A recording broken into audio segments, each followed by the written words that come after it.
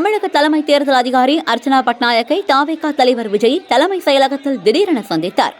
அப்போது திமுக அரசு மற்றும் அதிகாரிகள் மீது 10 புகார்கள் அடங்கிய மனு ஒன்றை அளித்தார். தாவேகா பிரச்சாரத்தை வேண்டுமென்றே அதிகாரிகள் தடுக்கின்றனர், உயர் அதிகாரிகளை மாற்ற வேண்டும் உள்ளிட்ட 10 குற்றச்சாட்டுகளை மனுவில் குறிப்பிட்டுள்ளார். தலைமைச் செயலகத்துக்கு விஜய் வந்தபோது பத்திரிகையாளர்கள் சூழ்ந்து கொண்டதால் கூட்ட நெரிசல் ஏற்பட்டது. செங்கோட்டையனை தாங்கி பிடித்தபடி விஜய் அர்ச்சனா பட்நாயக்கை சந்திக்க உள்ளே சென்றார். இதனால் அங்கு பரபரப்பு ஏற்பட்டது.